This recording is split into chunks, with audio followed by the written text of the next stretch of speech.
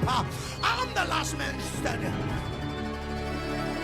Uma ungayi-understand ikhathi uzozonda abantu. Uhamba uthi labantu laba abafikelwe izinto zabo kukhona bahambe bayokhothama enyokeni ezinamakhanda awu7 akho nyoka la. Kufika ikhathi zabo. Oh yes, oh yes. Oh yes. Uma sekufika isikhathi sakho, in fact, uma abantu bengakasho ukuthi uthwele, ubokwazi ukuthi asikafike esakhe isikhathi. Ngoba uma esakhe isikhathi sifika, kumangala abantu ababecabanga ukuthi bangcono kunawe. Kumangala abantu abake bakuhleka, abake bakubukela phansi. Bamangala ukuthi kanti lona uqhamukapi manje. Kanti ulindile, ukwazile ukulinda esikhathi ongesona esakho.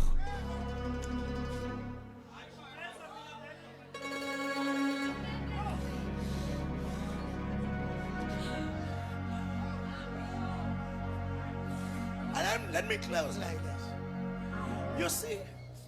You see, uma obaba bebulawa lapha kuthiwa history yakhona ithi it was between 10 and 16 years.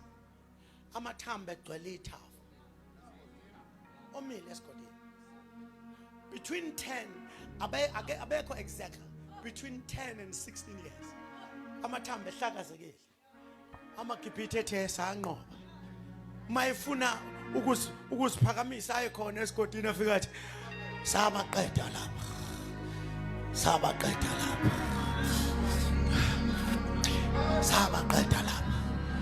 Kodwa ngesikhathi amaBabiloni ebabulala uNkulunkulu wathula. How do you handle yourself in the midst of the silence of God? Wathula uNkulunkulu bafa. Nezinja zafike zadla, zathatha namathamba amanye zawacaba zawagwinya. Isikhoko sashaya izandla.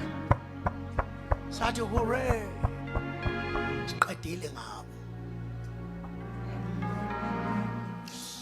Kwaphinde kwabanje omama. Bafakwa kwi-isolation. Wathula uNkulunkulu. Usuke sewuye inkambe. uNkulunkulu mayithulile. Kanti ubani oyithe uzohlala ekhuluma?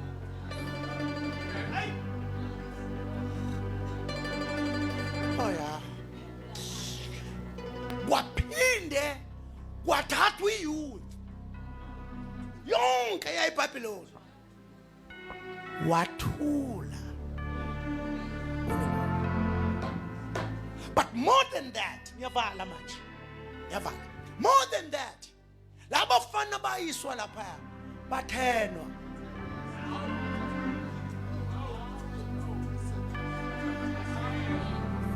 Bathenwa. Waphela ilokhuzu, waphela hope for future. Kwathiwa there will be no legacy for them. Wathula uNkulunkulu.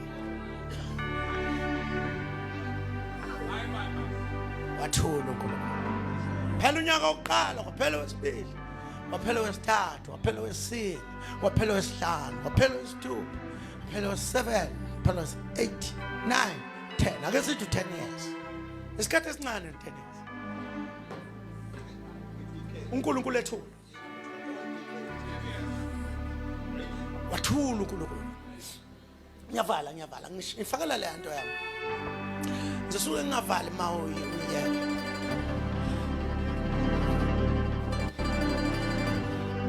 Wathula uNkulunkulu. Number one, the silence of God, you must know that is too loud. Oh yes. It's something that you must understand. The silence of God is too loud. uSathane uyatatazela uma uNkulunkulu ethula ngoba akazi ukuthi mayike wakuvula umlomo kuzokwenzekani. God, oh God. Engathi ngikhuluma nami uqobo lwami ke manje. Uyabona umethulile.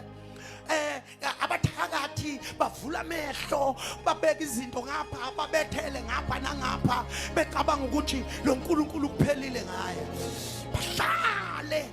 bahlale bangahlaliseki kahle ngenxa ukuthi mhla evula umlomo kuchitheka amabhodwe anensizi mhla evula umlomo kuvuka abafile mhla evula umlomo ababoshwa bathakathwa kwathatha izinto zabo zaphoswa bazi labo abantu abasuke la bayothwala ukuthi lento abasuke kuyo inamandla kunalena asebekuyo manje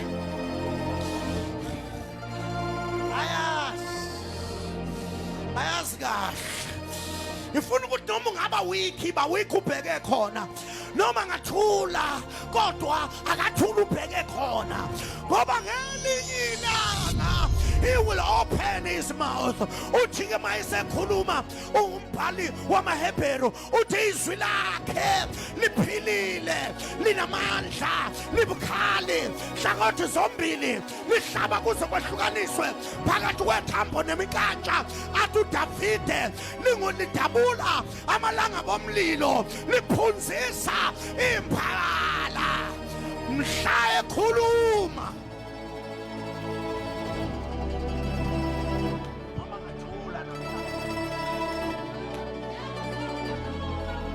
utshela abantu abamelene nabo batshela ukuthi akuzuhlala kunje engathi ungatshela lo sethu akuzuhlala